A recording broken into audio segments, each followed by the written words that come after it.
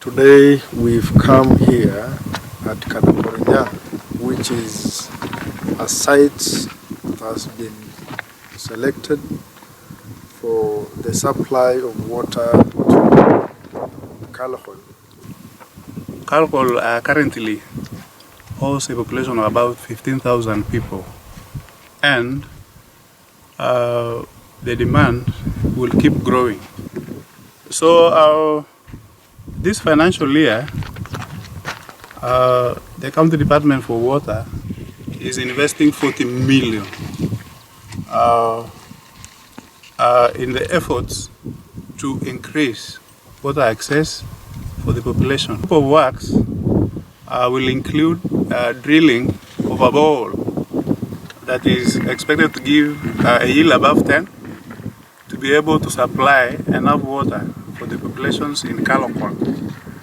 Again, there will be a construction of 2 elevated steel tanks, one near the source that will actually feed the one that will be situated at the Kalokol town. Mimi ni msaliwa wa hii area. Tangu nisaliwe nimepata hii maji tu ikiwa tu hapa. Na sasa niko na 29 years. Na haya maji haijawahi isha tu hapa. Okay, hii project ikianza tunaweza saidika sana. Na tunaweza pata maji.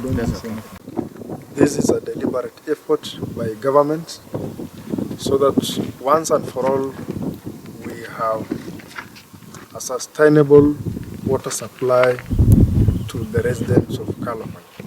We have given the instructions to the contractor so that before the end of this financial year, this project is complete and the residents of Kalokol are going to have access to